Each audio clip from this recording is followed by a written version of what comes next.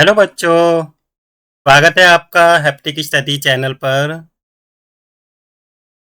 मैं आज आपको पाठ नंबर 2 सजीव जगत में विविधता, ये क्लास 6 का साइंस का चैप्टर है जिसको मैं आज कराने जा रहा हूँ।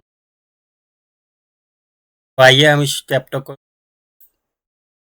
शुरू करते हैं। इस चैप्टर की शुरुआत में आपको एक ये श्लोक दिया हुआ है, ठीक है। इसका अर्थ क्या है ये है, पहले श्लोक पढ़ते हैं। छाया मन्यसे कुर्वन्ति तिष्ठन्ति सव्ये मातपे फालनीयपि पराथारे वृक्षा सत्पुरुषी। इस श्लोक का क्या अर्थ है बच्चों? बड़े वृक्ष दूसरों को छाया देते हैं, परंतु स्वयं क्या होते हैं वो वृक्ष? कड़ी धूप में खड़े रहते हैं। देखे होंगे बड़े बड़े पेड़ों को, जो हमें तो छाया देते हैं लेकिन खुद तेज धूप में खड़े रहते हैं। और उनके फल भी क्या है? दूसरों के लिए ही होते हैं। वो फलों को खुद यूज नहीं करते हैं, उनके खुद के लिए नहीं होते हैं। इसी प्रकार अच्छे मनुष्य भी स्वयं कठिनाई सहकर दूसरों का कल्याण करते हैं। अच्छे मनुष्य होते हैं वो अपनी कठिनाई को सहन करके दूसरों की भलाई करते हैं। उन्होंने जो कुछ भी अर्जित किया वे उसे दूसरों को ही क्या कर देते हैं? दे देते।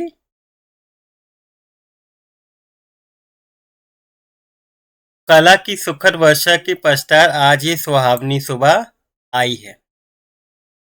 विज्ञान की शिक्षिका हैं सुलेखा, यहाँ पे देख रही हैं,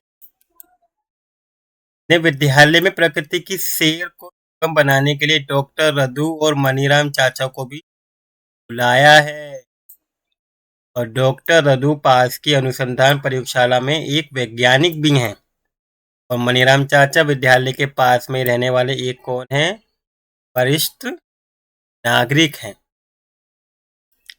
मनीराम चाचा पक्षियों की ध्वनि की नकल करने में विशेषज्ञ हैं और वे विभिन्न प्रकार के पौधों और जंतुओं की पहचान करने में भी निपुण हैं। हर प्रकार के पौधे पहचान लेते हैं। तो डिफरेंट टाइप्स के पौधे होते हैं, ठीक है। कोई छोटे पौधे होते हैं, कुछ बड़े होते हैं। तो इस तरह के पौधे ये पहचान आसानी से कर लेते हैं।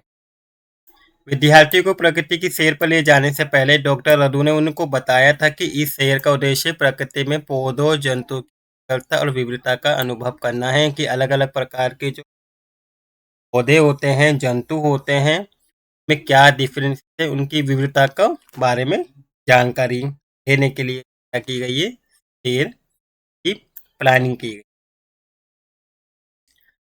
विद्यार्थी उनके साथ प्रकृति की सैर पर जाने के लिए बहुत ज्यादा क्या थे? एक्साइटेड थे। वे उनसे बातचीत करने और उनको कुछ सीखने को भी मिलता, उसके लिए बहुत ज्यादा उत्सुक थे। शिक्षिका ने सभी विद्यार्थियों को परामर्श दिया कि वे अपने साथ नोटबुक, पेन और कॉपी बोर्ड ले आए,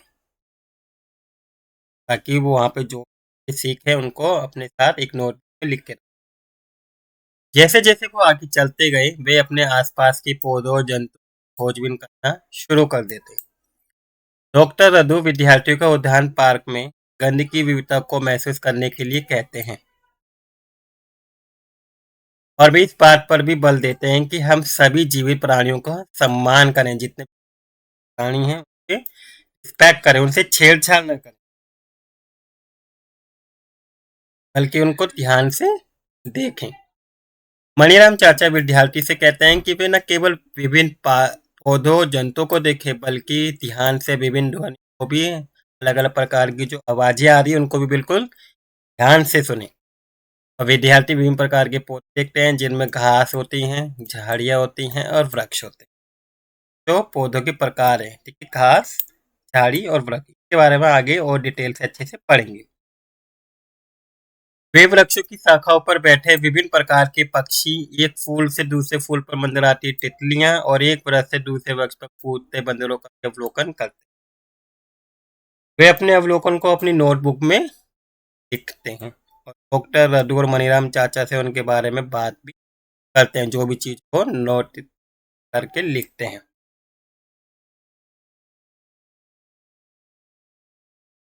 विद्यार्थी विभिन्न पक्षियों का कलरव सुनते हैं, यानी कि जो चहचहाते हैं, तो अलग अलग पक्षी क्या करते हैं, अलग अलग तरीके से बोलते हैं, उनको बल ध्यान से सुनते हैं।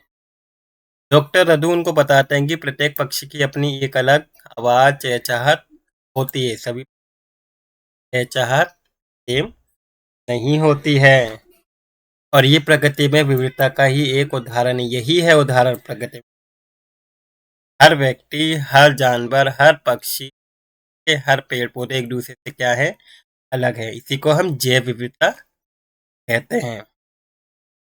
डॉक्टर रदू मनीराम चाचा से कुछ पक्षियों की ध्वनि की नकल करने का भी अनुरोध करते हैं। मनीराम चाचा विभिन्न पक्षियों की ध्वनि की नकल करते हैं, उन्हें देखकर विद्यार्थी भी नकल करने। क्या आपने कभी अपने आसपास विभिन्न प्रकार के पौधों जंतुओं को देखा हो ध्यान से, और आपने लोगों को अपने मित्रों पर क्या कीजिए, शेयर कीजिए और चर्चा कीजिए। आपने देखा होगा अपने आसपास के पक्षियों को देखा होगा, पौधों को देखा होगा, जंतुओं को देखा होगा, जिनके अलग अलग आवाजें होती। ठीक है, इसके बाद हमारा नेक्स्ट टॉपिक है हमारे आसपास के पौधों और जंतु। हमने इंट्रोडक्शन पढ़ा, अब हम ये जानेंगे जो हमारे आसपास के पौधे हैं और जंतुओं में क्या क्या विविधताएं होती हैं। सबसे पहले एक आपकी क्रियाकलाप है, ठीक है, इसको आपको करना है अपने शिक्षक के साथ मिलकर विद्यालय के उद्यान आसपास के प्रगति की सैर करनी है। जो आसपास आपका कोई भी पार्क हो या कोई भी उपवन हो, वहाँ पे जाके आपको सैर करनी है। प्रकृति की सैर करते समय अलग अलग प्रकार के पौधों को देखना है, बल्कि ध्यान से मौसम की स्थिति, जैसे गर्म ठंड तेज हवा, ये भी अंकित करना है कि किस समय में आप भूमि पर गिरे हुए अलग अलग प्रकार के पत्तों या फूल एकत्रित करना है। एक स्क्रैप बुक बना सकते हैं चिपका के। प्रकृति में पौधों जंतु के साथ छेड़छाड़ ना करें, ठीक है, सुनिश्चित करें कि आप उद्यान में फूल ना तोड़ें। ठीक है, हमें किसी उद्यान में जाते हैं, किसी भी बाग में जाते हैं, हमें उनकी नहीं तोड़, और विभिन्न पौधों में तने पत्ती अलग अलग प्रकार की होती हैं, उनको बिल्कुल ध्यान से देखना है। अच्छा, आप यहाँ पे देख रहे हैं ये क्या है, घास है, ये है, और ये किसका है, टहल है। कुछ पौधों की विशेषताओं के यहाँ पे उदाहरण दे रखे कि अलग अलग तरीके के ये पौधे हैं। अब हमारे आसपास उपस्थित विभिन्न पौधों का अवलोकन करने के बाद, जैसे कुछ सामान्य घास है तो इनका तना कैसा होता है, घास का बिल्कुल पतला होता है, कोमल होता है। इनकी पत्तियों की आकृति कैसी होती है, तने के विभिन्न बिंदुओं से एकांतिक रूप से एक पत्ता निकलता है, तने के हर बिंदु से घास में होगा, और घास का कोई फूल तो होता ही नहीं है घास में। कोई अन्य अवलोकन क्या है, इनकी जो पत्तियां होती हैं वो कैसी होती, हरी होती। तुलसी, तुलसी का जो तना होता है वो कैसा होता है बच्चों, कठोर होता है, पतला होता है। तुलसी आपने देखा होगा, हर घर में लगा हुआ रहता है। पत्तियां जोड़ी में एक दूसरे के बिल्कुल सम्मुख आमने सामने होती हैं। गुलाबी बैंगनी कलर के इसमें फूल आते हैं, गुलाबी बैंगनी, ठीक है, पत्तियां भी हरी रहती हैं। गुड़हल का तना कठोर होता है। नीम का तना भी कठोर और मोटा होता है। और अन्य पौधे आपको खुद से टेबल बना के यहाँ पे लिखनी है के बारे में। तना कैसा है, जो भी आप पौधा देखो कैसा है, पत्तियों का आकार कैसा है, फूल कैसे हैं। आपने जिन पौधों का अवलोकन किया है उनमें क्या समानता है, क्या विभिन्नता है। आप सभी प्रकार के अगर आप अपने आसपास के पौधे, उनमें कुछ पौधों में तो समानता ही पाई जाएंगी, पौधों में सेम चीज पाई जाएगी, लेकिन कुछ क्या है आपको डिफरेंसेस भी पाए जाएंगे, विभिन्नताएं भी पाई जाएंगी। आपने देखा होगा कि पौधों में विभिन्न प्रकार की विशेषताएं पाई जाती हैं, ठीक है? अब क्या क्या विशेषता पाई जाती है, तो ये आपका पहला क्वेश्चन यहाँ ही बन जाता है कि पौधे पाई जाती है, ठीक है, आपको ये इम्पोर्टेंट है। सबसे पहले कौन सी विशेषता पाई जाती है कि पौधा क्या होता है, लंबा होता है अथवा छोटा, कठोर तथा कोमल तने का होते हैं। और विभिन्न आकृतियों की पत्तियां होती है पौधों के अंदर, और तने पर पत्तियों का क्या बना हुआ होता है, अभिविन्यास भी बना हुआ होता है। तो के रंग अलग होते हैं, आकार अलग होते हैं, और सुगंध भी क्या होता है, अलग होता है। देर के समय देखे गए अर्थात अपने पूर्व अनुभव के आधार पर जंतु की सूची बनाइए जो भी जानवर देखें। के रहने के स्थान देखिए कि वो जानवर को अलग अलग जानवर अलग अलग जगह पे रहते हैं, जंगल में रहते हैं, के अंदर रहते हैं, उनके भोजन अलग अलग हैं, अलग अलग जानवर अलग अलग चीज खाते हैं। ठीक है, आप यहाँ पे टेबल में देख रहे कौवा है। कौवा कहाँ पे रहता है बच्चों? वृक्ष के अंदर रहता है। क्या खाता है? कि पत्ती क्या करता है? वो उड़ता भी है और चल भी सकता है, और चोंच में टहनी लिए हुए चलता है।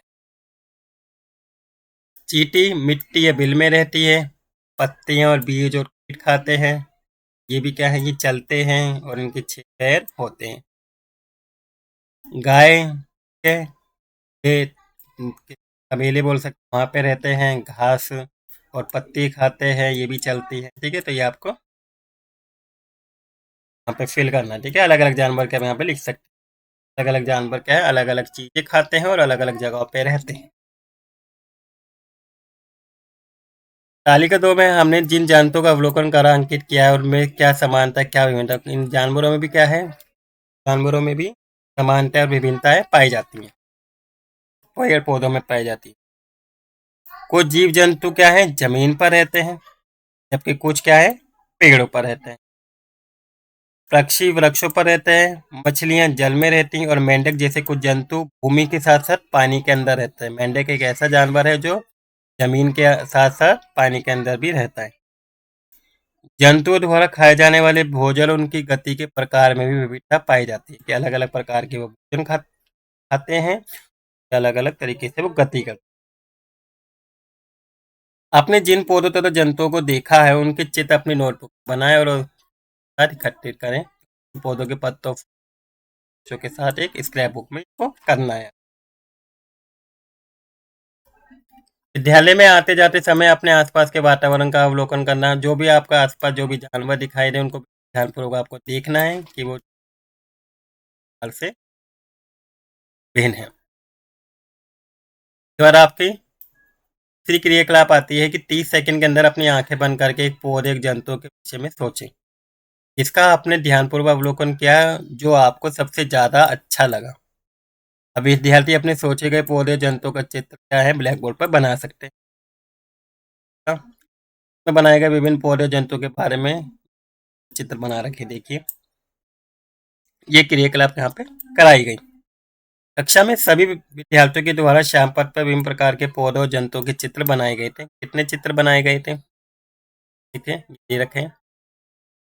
क्या आप सोच सकते हैं कि श्याम पथ पर चित्र किए गए पौधों जंतुओं के अतिरिक्त विभिन्न प्रकार के अनेक पौधे जंतु भी हो सकते हैं? जरूरी नहीं यही पौधे के अलावा कई और अन्य पौधे भी हो सकते हैं। किसी विशेष क्षेत्र में पाए जाने वाले पौधों जंतु की विविधता उस क्षेत्र की जैव विविधता का ही भाग है। ठीक है, तो आपकी जैव विविधता का ये क्या है? परिभाषा दी हुई है। आप जैव भाषा में आप ये लिख सकते हैं कि किसी विशेष क्षेत्र पे पाए जाने वाले जितने भी पौधे और जंतुओं में जो भी विविधता पाई जाती है उसे ही हम जैव विविधता कहते हैं। और किसी क्षेत्र की जैव विविधता में प्रत्येक सदस्य की एक अलग भूमिका होती है। जैसे पेड़ कुछ पक्षी जंतुओं को भोजन आश्रय प्रदान करते हैं। जंतु फल खाने के बाद बीज फैलाने में सहायता करते हैं। क्या आप ऐसे कुछ अन्य उदाहरण सोच सकते हैं और इसका आपको क्या करना है? पता करके बताना है। इसके बाद आपका सेकंड टॉपिक है। सेकंड टॉपिक को मैं आपको अपनी नेक्स्ट वीडियो में बताऊंगा। आने वाली वीडियो में मैंने आपको अब तक करा दिया है। चैप्टर का मैं आपको पार्ट 2 भी बनाऊंगा, मैं आपको आगे का कंटिन्यू करेंगे। आई होप आपको आज का जो मैंने आज आपको कराया है वो आ गया। आपको वीडियो लगी है तो देखा, अगर आप इस चैनल पे नए हैं तो इस चैनल को थैंक यू।